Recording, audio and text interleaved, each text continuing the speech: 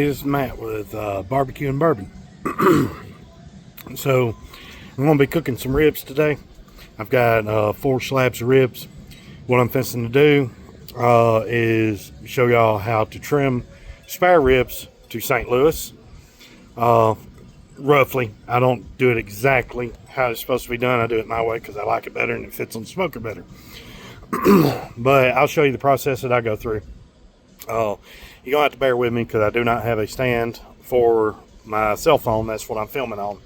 So I'm going to be cutting in and out through various camera angles. So give me 1 second and I'll flip this around. Alright, so one of the things that you're going to do, this is the back side of the spare rib. This little flap right here, you're going to trim off.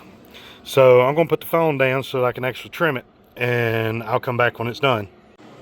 Alright, so through the magic of time, this right here is the piece that I trimmed off.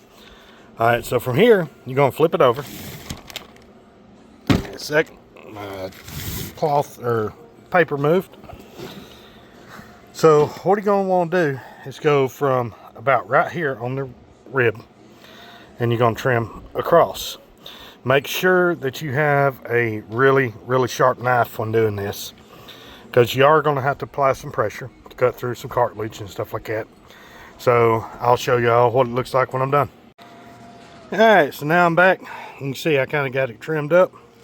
Now we're going to square it up at the end and cut that little flap off. Alright, so as you can see, I cut that little flap off. Now we pretty much have a square or rectangular good rib. This is St. Louis style. So I will end up doing the rest of these. I got 3 more. And then I'll season it up and we'll be throwing them on the smoker. Alright, so we're back. And I brought out my seasoning. This is the seasoning that I made. I came up with this recipe. It's kind of, I'm making it a family tradition, pass it down through generations. So this is one recipe I will not be giving out on the channel. But you can use whatever go-to seasoning that you want to use, or if you want to come up with your own. So what you're going to do is you're going to season it really well, and you want to go on a little thick, because this meat is going to soak it up.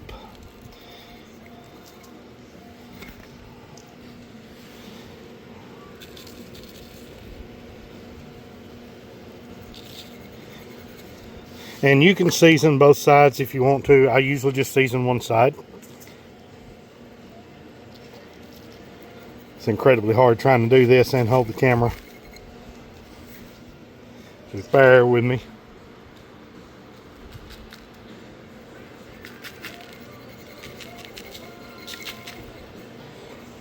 Alright, so the meat will end up soaking that up, and I'll rub it down and everything like that. To make it a little more even across the meat. But after it soaks it up and it gets a good red color to it, at that point in time I'll throw it on the smoker. I've got to wait on my smoker to cool down a little bit. I just fired it up a little bit ago. We're currently at 294, and I got to wait till it gets down about 225, 250. I've got the door cracked on it, and I've turned the temperature down on it, so we'll go from there. Alright, so we're going to take a break in between putting the rub on and throwing them in the smoker. As I said, the name of this channel is going to be Bourbon and Barbecue, or Barbecue and Bourbon. Either way. So now I'm going to go over some pairing notes, stuff that'll kind of help y'all out if y'all are just getting into bourbon. My ribs, I like a sweet rib.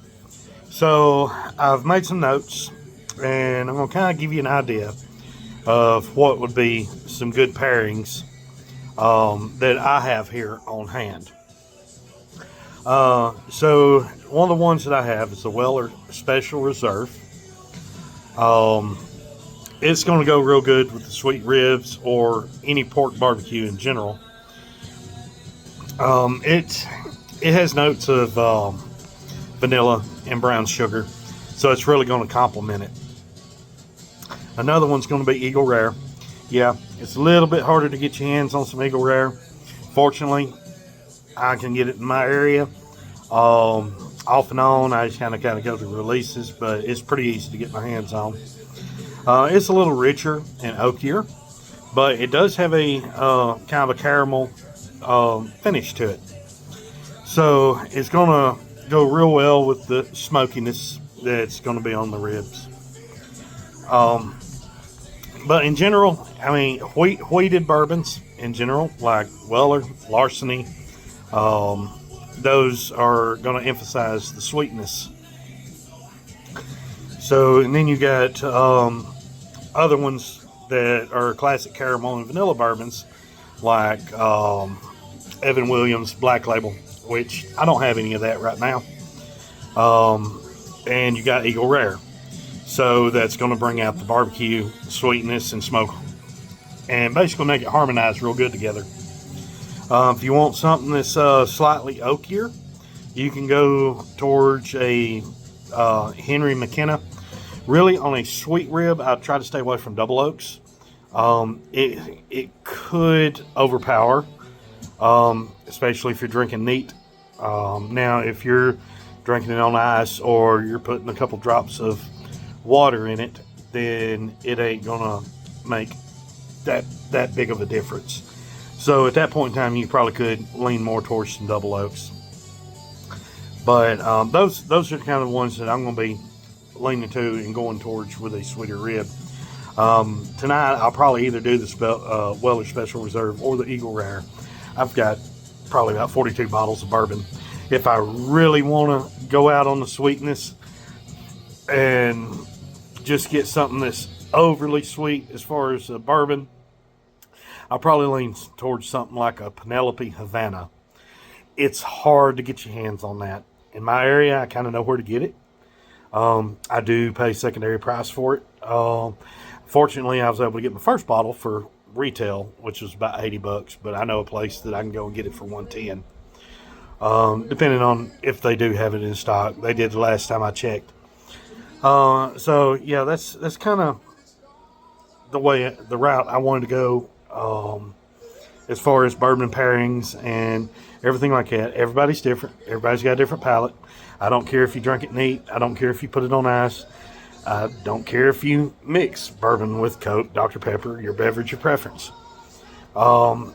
This is a very welcoming society, or at least from what I found, is the group of people I'm with is very welcoming on however you want to drink your bourbon or whiskey or whatever. We're not going to poke fun at you or anything like that. There are some snobs out there that say, oh, you can only drink it neat, or oh, you can only drink it on rocks, or they'll basically try to damn you to hell if you mix it. So I'm not one of them. I mean, as long as you're enjoying it, you paid for it. Drink it how you want.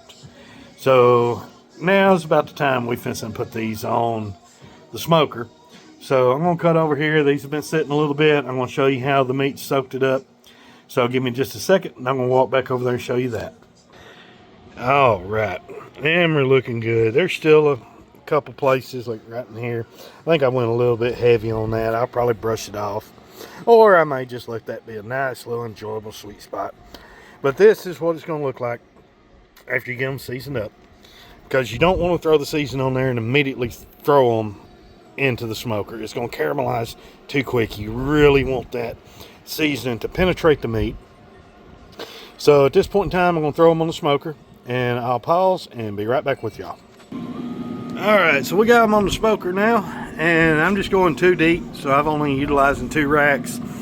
This can have several different racks, and I got my probe that's going to my thermoprobe. I like using a extra thermometer, because sometimes on smokers, the ones that come stock with it don't read out right. Give me a sec. So yeah, that's kind of it. I don't know if I'll come back with a video later and show a final product. I'm gonna try to, but I might be a few sips in and forget about it. But anyway, that's how you get them prepped and get them onto the smoker, get them seasoned up. Gave you some decent pairings for bourbon, and that's not the be all end all. That's what I like. So don't take it too hard on me. But yeah, I mean, y'all fire up the grills, fire up the smokers, and get you something to sip on, whether it be a beer or some bourbon, whiskey, whatever your beverage of choice is. Do a little sipping night, even if it's just Coke. If you don't drink, enjoy a nice cold Coke, Dr. Pepper, whatever. But anyway, I'm going to log off here, and these are going to take about 5 to 6 hours. So I do not wrap. I just cook mine straight through. People do it different ways. The silver skin that's on the back, some people pull it off, some people don't. Personally, I don't pull it off because I don't season the back, and it gives me a little bit of extra bite. But y'all have a good day, and I may or may not be back later.